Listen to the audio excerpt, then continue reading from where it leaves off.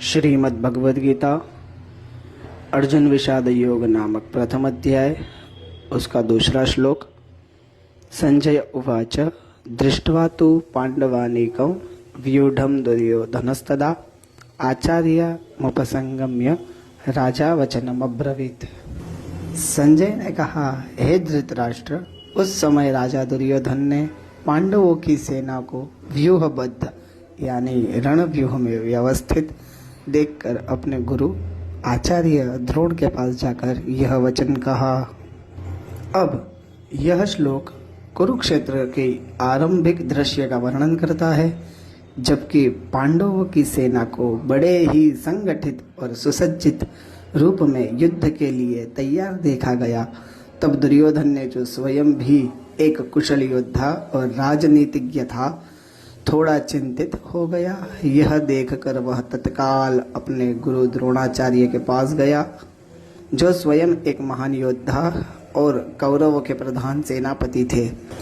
इस श्लोक में दुर्योधन का कूटनीतिक मनोविज्ञान झलकता है। वह बाह्य रूप से तो शांत और रणनीतिक दिखाई देता है, लेकिन भीतर से पांडवों की शक्तिशाली व्यवस्था को देखकर अशांत और सतर्क हो गया है। दुर्योधन का यह कार्य यह भी दर्शाता है कि वह अपने गुरु के ज्ञान और अनुभव पर भरोसा करता है, लेकिन उसके मन में भय और असुरक्षा की भावना भी विद्यमान है।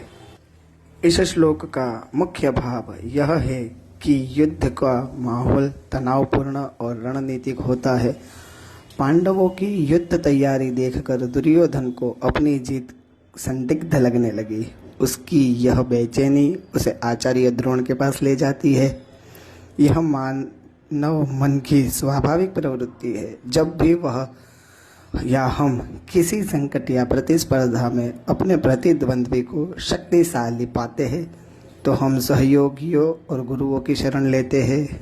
यह श्लोक यह भी सिखाता है कि केवल बल और शक्ति ही नहीं, रणनीति और गुरु का मार्गदर्शन भी युद्ध या जीवन में निर्णायक होते हैं। जय श्री कृष्ण। राधे राधे।